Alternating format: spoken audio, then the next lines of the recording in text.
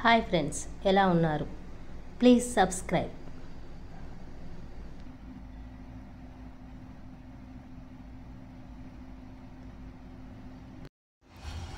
ఏ వ్యక్తి అయితే సౌజన్యం అనే విత్తనాలను చల్లుతాడో అతను స్నేహం అనే పంటను కోసుకుంటాడు. ఏ వ్యక్తి అయితే దయను నాటుతాడో అతను ప్రేమను పోగు చేసుకుంటాడు. ధనం సుఖాన్ని ఇవ్వగలదు, కానీ దుఃఖాన్ని నివారించలేదు.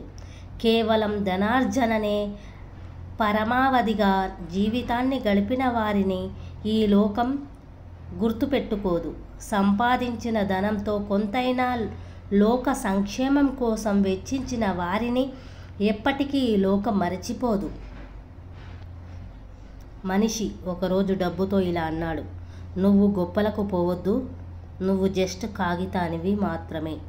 దానికి డబ్బు ఇలా అంది: అవును, నేను కాగితాన్ని మాత్రమే, కానీ నా జీవితంలో ఇప్పటి వరకు చెత్తబుట్టను చూడలేదు.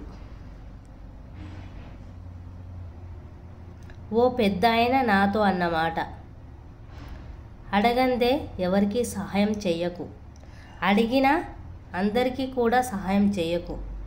చెయ్యాలని నీకున్నా ముందు పొందే అర్హత వాళ్ళకి ఉందో లేదో తెలుసుకో.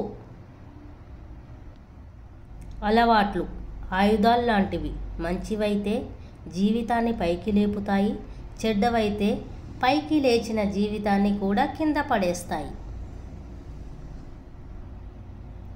దృఢ సంకల్పం, తరగని ఆత్మవిశ్వాసం, బలమైన కోరిక ఉన్న చోట విజయం తప్పక వచ్చి తీరుతుంది.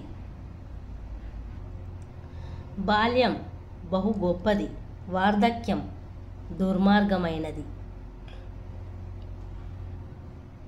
ఎదుగుతున్న వానికి చెయ్యి అందించు, అప్పుడే నీ ఎదుగుదలకు ఇంకొకడు సహాయం చేస్తాడు.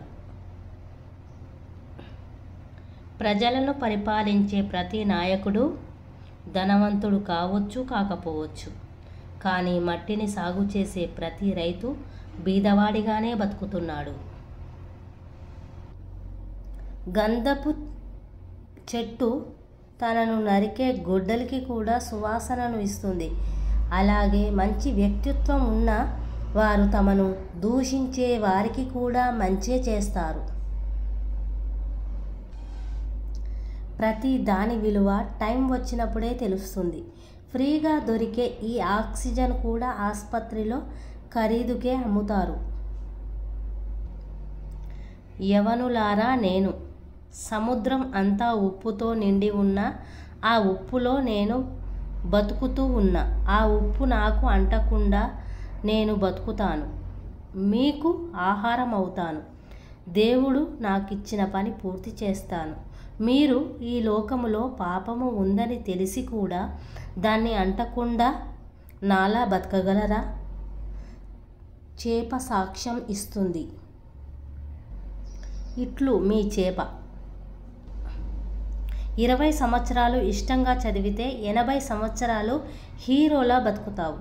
20 సంవత్సరాలకే హీరో అనుకుంటే 80 సంవత్సరాలు జీరోలా మిగిలిపోతావు.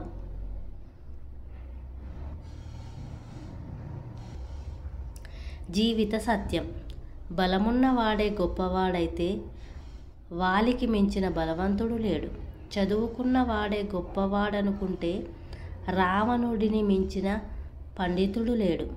మనిషి గొప్పతనాన్ని పెంచేది బలమో చదువో కాదు, గుణం. అందుకే రాముడు గొప్పవాడయ్యాడు. నచ్చనిది నచ్చాలని ఎంత ప్రయత్నించినా నచ్చదు. మొదటి అభిప్రాయమే అంతిమమైనది, మరియు మీరు దాన్ని మార్చాలని ప్రయత్నిస్తే మీరు నిరాశ చెందుతారు. సమస్య ఏదైనా ఆలోచనలోనే పరిష్కారం ఉంటుంది. ఆలోచన మరీ ఎక్కువైతే లేని సమస్యల్ని సృష్టిస్తుంది.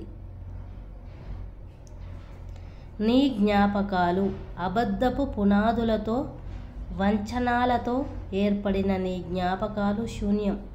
నా మదిలో నా లక్ష్య సాధనకై పరితపిస్తూ నా లక్ష్య చేరువ తుది వరకు శ్రమించిన విజయ పరాజయ పరంపర గాథలను నా జీవన ఆనంద కావ్య జ్ఞాపకాలుగా మలుచుకుంటా. ఏ వ్యక్తిని కూడా నిశితంగా పరిశీలించనిదే చాలా మంచివాడు అనే ముద్ర వేయకండి. ఎందుకంటే ఒకవేళ అది నిజం కాకుంటే క్షణం నుండే అతని నటించడం మొదలెడతాడు. అదే మంచివాడిగా. విధి 1000 తలుపులు మూసి ఉంచిన ప్రయత్నం ఒక్క కిటికీనైనా తెరుస్తుంది. అందుకే ప్రయత్నం ఎప్పటికీ మానకు.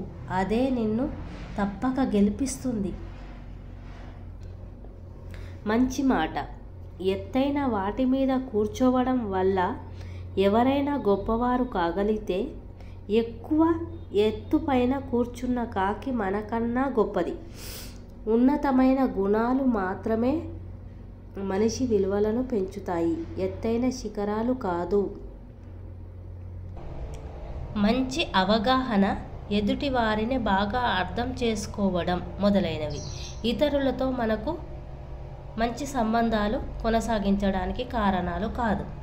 వారితో మనకు వచ్చిన అపోహలను, అపార్థాలను ఎంత చాకచక్యంగా తప్పించాము అనేదే ముఖ్యం. ఉన్నదానిలో సర్దుకుపోయి తృప్తిగా బ్రతకడంలోనే సంతృప్తి ఉంది. కాదని సరదాలతో సహవాసం చేసి సమస్యల వలయంలో చిక్కుకుపోకు. జీవితాన్ని సందిగ్ధంలో పడేసుకోకు. నేను బాగుండాలి అనుకోవడం స్వార్థం. నాతో పాటు అందరూ బాగుండాలి అనుకోవడం మంచితనం. నేను ఎలా ఉన్నా ఎదుటివారు బాగుండాలి అనుకోవడం గొప్పతనం మిత్రమా.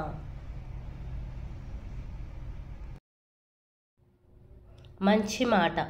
ఒక దురలవాటుకయ్యే ఖర్చుతో 2 పిల్లలను పోషించవచ్చు. నేటి సమాజంలో నటన చేతిలో నమ్మకం కీలుబొమ్మలా మారింది. ఉద్యోగికి సెలవొచ్చిన, కంపెనీలకి తాళం పడిన, ప్రభుత్వాలే స్తంభించిన ఆగని ప్రపంచాన్ని నడిపించేందుకు పరిగెత్తే వాడే రైతన్న.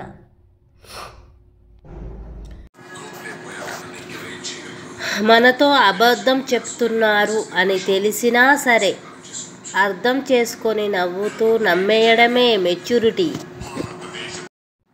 విద్య, జ్ఞానం, సంపద ఎంత ఉన్నా వినయం, విధేయత, మానవత్వం లేకపోతే మనిషికి విలువ ఉండదు. కష్టపడే దాంట్లో మన గౌరవం ఉంటుంది. మోసం చేసే దాంట్లో మన పతనం ఉంటుంది. నిజాయితీగా ఉన్నంత వరకు ఒకరి ముందు నటించాల్సిన అవసరం లేదు. ఈ వీడియో నచ్చితే లైక్ చేయండి, షేర్ చేయండి, సబ్స్క్రైబ్ చేసుకోండి. Thank you for watching.